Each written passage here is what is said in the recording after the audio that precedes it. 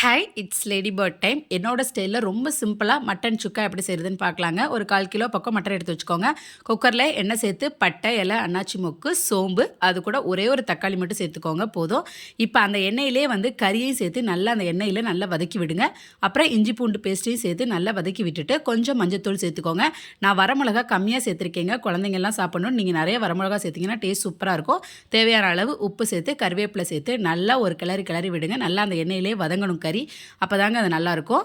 இப்போ தேவையான அளவு தண்ணி விட்டு நம்ம குக்கரில் விசில் விட்டு எடுத்து வச்சுக்கலாம். இப்போ பாருங்கள், தண்ணியெல்லாம் ஓரளவுக்கு நல்லா வற்றி இப்போ ஓரளவுக்கு நல்லா இதாகிருச்சுங்க. நம்ம இன்னும் தண்ணி வற்றணுங்கிறதுக்காக நல்லா பெப்பர் போட்டு நல்லா அதை ட்ரை பண்ணிவிட்டு லாஸ்ட்டாக எலுமிச்சம்பழம் புழிஞ்சு விட்டோம் அப்படின்னா அந்த புளிப்பு டேஸ்ட் இருக்கும், அந்த பெப்பரோட ஸ்மெல் டேஸ்ட்டுக்கும் சூப்பராக இருக்கும்.